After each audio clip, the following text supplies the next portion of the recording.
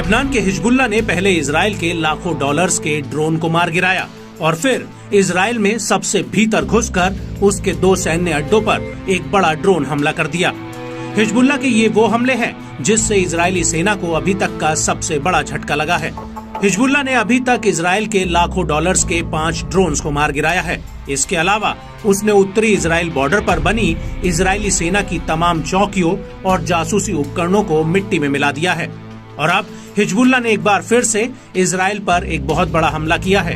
दरअसल हिजबुल्लाह ने ऊपरी गैलिली पर लेबनानी बॉर्डर के पास बसे मरगैलियट इलाके पर दर्जनों रॉकेट फायर किए हैं। हिजबुल्लाह का कहना है कि उसके इन रॉकेट्स को इजराइल का एयर डिफेंस सिस्टम भी इंटरसेप्ट नहीं कर पाया है, जिसकी वजह से इलाके में हवाई हमले के सायरन नहीं बजे थे।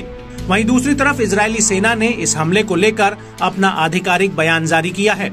आईडीएफ का कहना है कि कम से कम 10 रॉकेट्स को लेबनान बॉर्डर पार करते हुए चिन्हित किया गया है।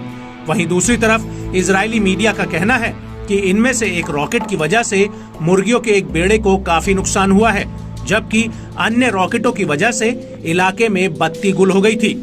हालांकि इजरायली मीडिया ने अभी तक इन हमलों में किसी के हताहत या फिर घायल होने की कोई खबर नहीं दी है।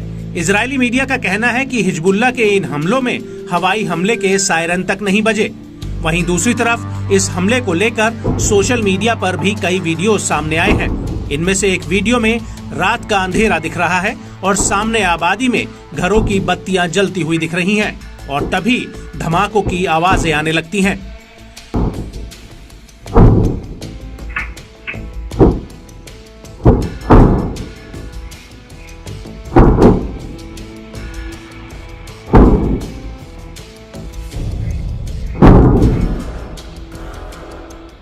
एक ऐसे ही दूसरे वीडियो में एक मकान दिख रहा है जो हमले में क्षतिग्रस्त हुआ है। दावा है कि ये मकान हिजबुल्लाह के हमलों में क्षतिग्रस्त हुआ है।